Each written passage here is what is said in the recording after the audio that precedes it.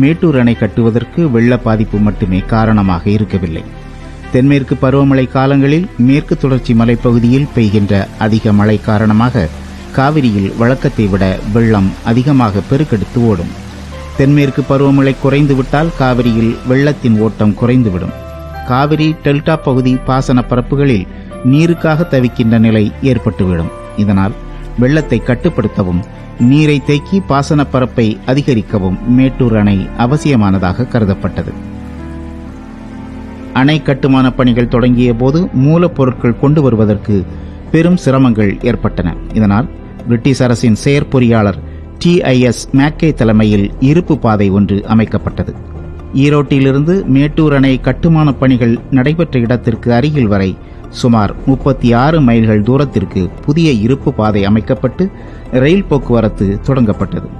கட்டுமான பணியிடத்திற்கு எளிதாக சென்று வரவும் மூலப்பொருட்களை கொண்டு செல்லவும் தின்னப்பட்டி பகுதியிலிருந்து மேட்டூர் வரை டிராம் போக்குவரத்து வசதியும் செய்யப்பட்டது.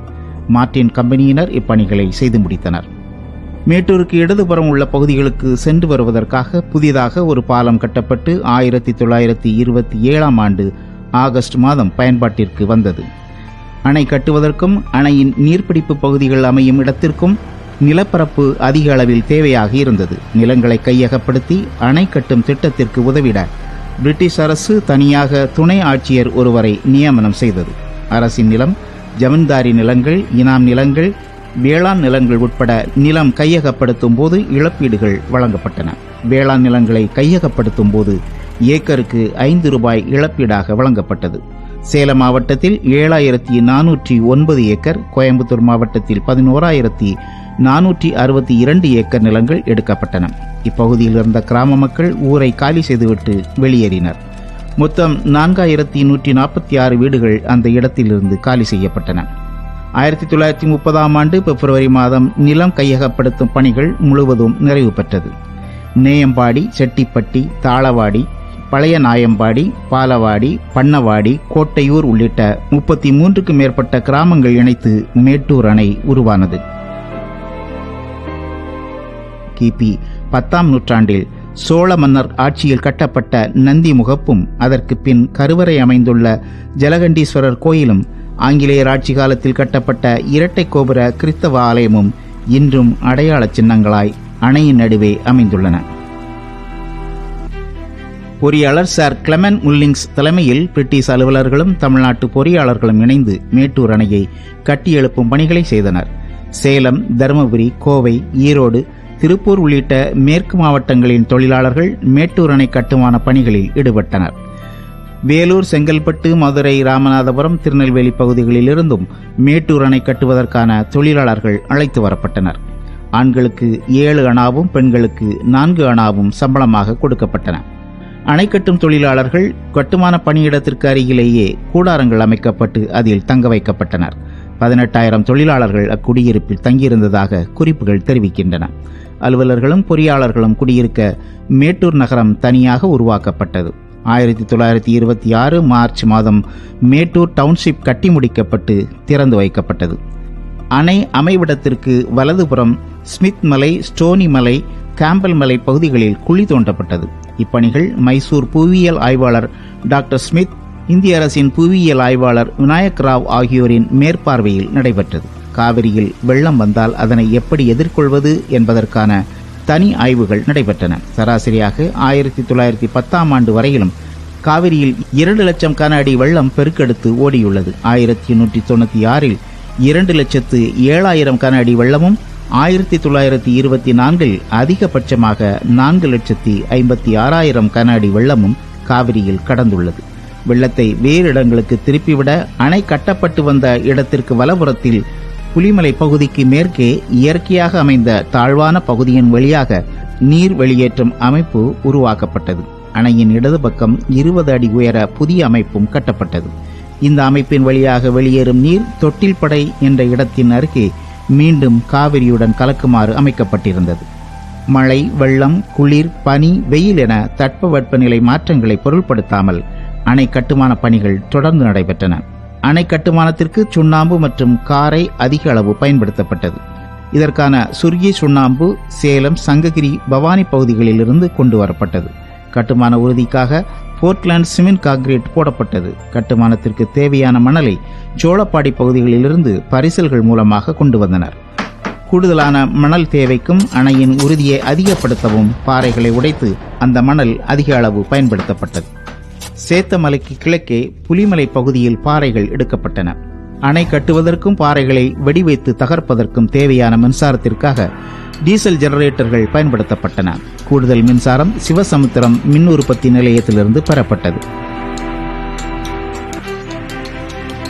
9 ஆண்டுகாலம் இடைவிடாமல் நடந்த கட்டுமான பணியால் ஆசியாவிலேயே முதல் உயரமான அணையாக காவிரியின் குறுக்கே மேட்டூர் அணை எழுந்து நின்றது.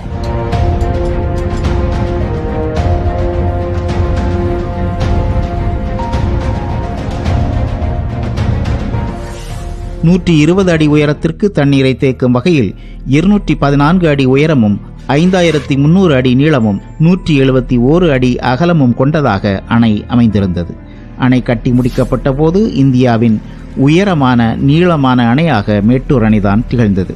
காவிரி பாசன வேளாண்மையின் புதியதொரு மைல்கல்லாக அணையின் உறுதித்தன்மை சோதனை செய்த பின்பு 1934ஆம் ஆண்டு ஜூன் 12ஆம் நாள் மேட்டூர் அணையின் மதகுகள் திறந்துவிடப்பட்டன. அதே ஆண்டு ஆகஸ்ட் 21ஆம் நாள் சென்னை மாகாண ஆளுநர் முறைப்படி மேட்டூர் அணையை திறந்து வைத்தார். மேட்டூர் அணை கட்டுமான திட்டத்தினை தொடங்கி வைத்த சென்னை மாகாண ஆளுநரான சர் ஜார்ஜ் ஃபிரெடரிக் ஸ்டான்லியின் பெயரினை அணைக்கு சூட்டி ஸ்டான்லி அணை என்று அழைத்தனர்.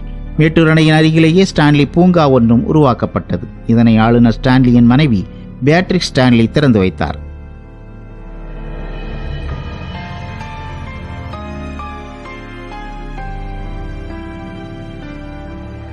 மேட்டூர் அணை அமைந்துள்ள மலைப்பகுதியில் புதிய சாலைகள் அமைக்கப்பட்டு கோயம்புத்தூர் சென்னை இடையிலான புதிய போக்குவரத்தும் தொடங்கப்பட்டது. மேட்டூர் அணையின் கட்டுமான பணிக்காக ஒதுக்கப்பட்ட 7,37,00,000 ரூபாய் திட்ட மதிப்பீட்டில் 6,67,00,000 செலவு செய்து திட்டப்பணிகள் முடிக்கப்பட்டன.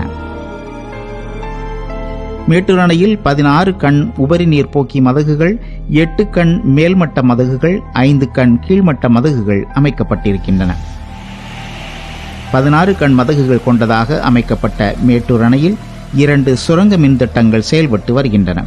பிரிட்டிஷ் ஆட்சியில் தொடங்கப்பட்ட சுரங்க மின் திட்டமும் விடுதலை இந்தியாவில் தொடங்கப்பட்ட சுரங்க மின் திட்டமும் மின் உற்பத்தி செய்து வருகிறது. 4 அலகுகள் கொண்ட நீர்மின் நிலையம் மூலமாக மின்சாரம் தயார் செய்யப்படுகிறது. லோயர் மேட்டூர் பவர் ஹவுஸ் 4 பிரிவுகளாக செயல்பட்டு வருகிறது. முதல் பிரிவு சுமார் 10 கிலோமீட்டர் தொலைவில் செக்கனூர் நீர்த்தேக்கத்திலும், 2வது பிரிவு 20 கிலோமீட்டர் தொலைவில் நெருஞ்சிப்பேட்டை நீர்த்தேக்கத்திலும், 3வது பிரிவு பவானி அணையிலிருந்து 16 கிலோமீட்டர் தொலைவில் கொன்னேரிப்பட்டி நீர்த்தேக்கத்திலும், 4வது பிரிவு பவானி அணையிலிருந்து 5 கிலோமீட்டர் தொலைவில் உராச்சிக்கோட்டர் நீர்த்தேக்கத்திலும் அமைக்கப்பட்டுள்ளது. மேட்டூர் அணையிலிருந்து தண்ணீர் திறக்கப்பட்டால் அணை மற்றும் சுரங்க மின் நிலையம் மூலம் 250 மெகாவாட் மற்றும் காவிரி ஆற்றில் 7 கதவணை மின் நிலையங்கள் மூலம் 210 மெகாவாட் மின் உற்பத்தி செய்யப்படுகிறது.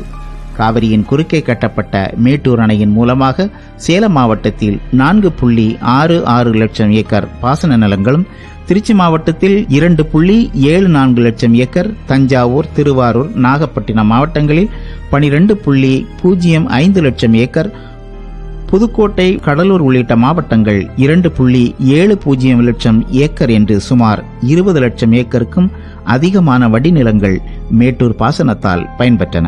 4 லட்சம் ஏக்கரில் குறுவை சாகுபடியும் 12 லட்சம் ஏக்கரில் சம்பா சாகுபடியும் நடைபெற்றது. தற்போது மேட்டூர் அணையினால் சேலம், நாமக்கல், ஈரோடு, திருவாரூர், புதுக்கோட்டை உள்ளிட்ட 12 மாவட்டங்களைச் சேர்ந்த 16 லட்சம் ஏக்கர் நிலங்கள் பாசன வசதி பெற்று வருகின்றன. மேட்டூர் அணையில் மீன்பிடித்தல் சிறப்புக்குரியதாக விளங்குகிறது.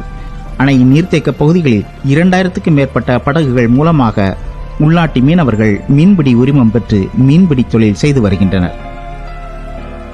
30க்கும் மேற்பட்ட கிராமங்களை உள்வாங்கி பெரும் நிலப்பரப்பில் நீரை தேக்கி கோடிக்கணக்கான மக்களின் உணவு தேவையை தீர்த்து வைத்திட லட்சக்கணக்கான ஏக்கர் பாசன நிலங்களுக்கு ஆதாரமாக இருக்கிறது மேட்டூர் அணை.